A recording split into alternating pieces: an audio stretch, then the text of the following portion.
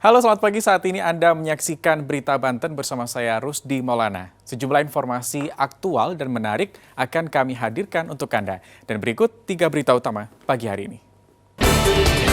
Petugas damkar evakuasi kucing yang terjepit kontainer.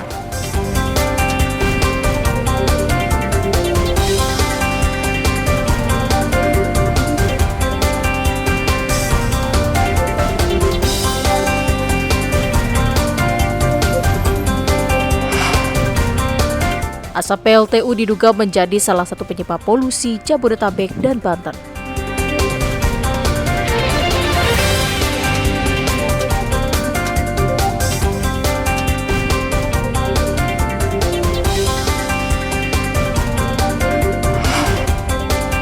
Atasi polusi kemarau, Pemprov ajukan hujan buatan.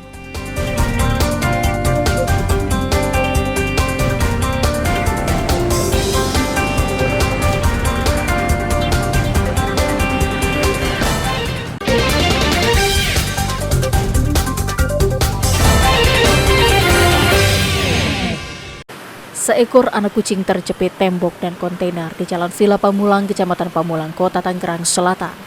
Sulitnya medan tidak mengendurkan usaha petugas pemadam kebakaran untuk terus berupaya membebaskan kucing malang tersebut. Petugas terpaksa mencongkel paksa kontainer untuk mengevakuasi anak kucing yang kesakitan.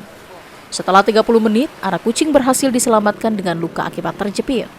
Menurut petugas damkar, suara kucing terdengar di belakang kontainer yang bersebelahan dengan warung makan. Ada kucing yang terjepit di antara kontainer dan tembok. Prosesnya kesulitan apa jadi Pak? Untuk kesulitan karena kita di antara gorong-gorong dan tembok juga berhimpitan dengan kontainer, jadi kita harus mencongkel paksa kontainer tersebut. Usai diselamatkan, anak kucing tersebut langsung diserahkan ke pemilik dan rencananya akan dibawa ke dokter hewan untuk diperiksakan. Ariel Maranus dan Syahbudin Natar melaporkan dari Tangerang Selatan. Polusi udara yang beberapa pekan terakhir terjadi di wilayah Jabodetabek dan Banten belum juga teratasi. Selain akibat asap kendaraan bermotor, polusi juga berasal dari kawasan industri, pembakaran liar sampah, dan juga sisa pembakaran batu bara dari sejumlah PLTU. Hingga saat ini jumlah PLTU yang berada di Banten dan Jawa Barat berjumlah 16 unit. 6 unit berada di wilayah Jawa Barat dan 10 unit berada di Banten. Salah satunya PLTU unit 1-7 yang berada di Kelurahan Suralaya, Kota Cilegon. PLTU ini diketahui memasok kebutuhan listrik untuk wilayah Jawa dan Bali. PLTU yang berada di wilayah Suralaya ini sudah beroperasi sejak tahun 1984 lalu dan diresmikan oleh Presiden kedua RI Soeharto. Letak PLTU ini pun tidak jauh dari pemukiman warga. Meski sudah berdiri puluhan tahun, namun hingga saat ini warga mengaku masih sering mengeluhkan polusi yang ditimbulkan. Warga yang terdampak sih biasanya apa masalah kesehatan apa gitu, gimana itu? Ya selama ini ya mungkin tahu bawaan apa gimana, tapi ya kebanyakan ya biasa musim-musiman batuk apa gitu kan, kemarin juga habis kena batuk kepada orang-orang gitu, tapi itu udah biasa Pak. Tapi kalau warga sini menanggapinya gimana Pak? Apa merasa terganggu apa gimana dengan adanya polusi gitu? Ya tadi itu Pak, jadi ya sebenarnya sih terganggu, tapi ya mau gimana lagi, karena kita hidupnya di sini, terus makannya juga dari sini gitu. Sejumlah aktivis lingkungan yang ada di Banten pun sangat menyayangkan kurang tegasnya pemerintah untuk mengatasi masalah polusi.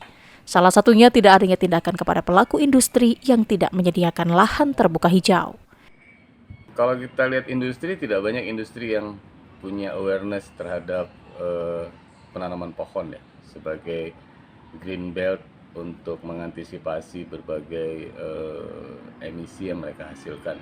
Masih sangat kurang lah. Saya berharap pemerintah mengambil tindakan yang tegas gitu loh, agar kawasan-kawasan industri di kita itu memenuhi ketentuan tata ruang. 30% kawasan yang terbangun itu harus merupakan kawasan konservasi. Pemerintah juga diharapkan agar mulai memikirkan untuk memanfaatkan sumber daya lain selain batu bara untuk memenuhi kebutuhan listrik di Indonesia. Ariel Maranus melaporkan dari Kota Cilegon. Polusi udara yang tinggi menyebabkan turunnya kualitas udara di Provinsi Banten belum juga bisa diatasi. Polusi udara diketahui berasal dari asap kendaraan dan polusi yang dikeluarkan dari industri.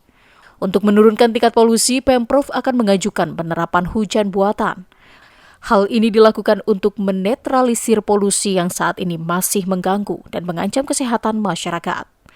Pejabat Gubernur Provinsi Banten tengah mengajukan penerapan hujan buatan bekerja sama dengan Badan Nasional Penanggulangan Bencana atau BNPB, BMKG, serta instansi terkait.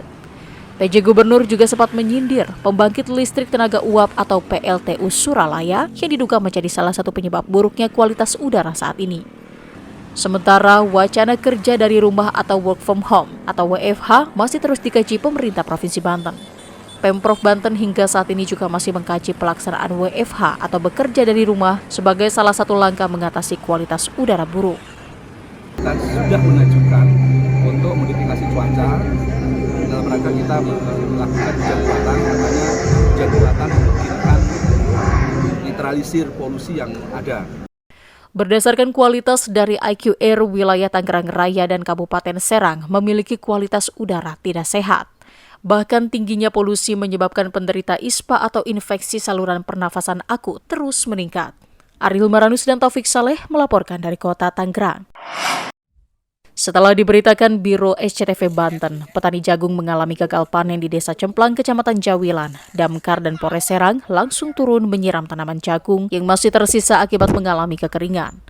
Penyiraman menggunakan kendaraan damkar langsung menuju lokasi, dan tanaman jagung pun disiram agar tidak mati dari kekeringan karena lahan di tempat tersebut merupakan lahan tak ada hujan. Petugas damkar menyemprotkan air ke beberapa bagian lahan dibantu petugas Polres Serang. Sebelumnya, kelompok petani di Jawilan sudah beberapa kali melapor ke kantor desa. Namun karena sulitnya mendapatkan air, para petani pun pasrah dengan kekeringan tahun ini. Memang kontur tanah yang ada di perkebunan jagung ini, tanahnya itu merupakan tak ada hujan. Jadi memang untuk musim kemarau sehingga menyebabkan kekeringan. Dan tindak lanjut kami, sesampai kami di lokasi, kami langsung mencari sumber air sehingga yang tadinya belum ada sumber air, alhamdulillah untuk sumber air bisa keluar, diambil dari air tanah. Dan selain itu kami juga memanggil satu unit damkar yang dimana tujuan kami itu memberikan air di salah satu petak perkebunan jagung yang kami nilai masih bisa dipanen nantinya. Diminta oleh perangkat desa, oleh Polsek Jawilan juga. Semua di sini ada dari Polres, dari Polsek, dari perangkat desa, minta bantuan ke Damkar Kabupaten Serang untuk menyiram lahan pertanian di Desa Cemplang karena dampak musim kemarau. Kekeringan tahun ini dianggap paling parah karena 1 bulan ini di daerah Jawilan tidak turun hujan. Ariel Maranus melaporkan dari Kabupaten Serang.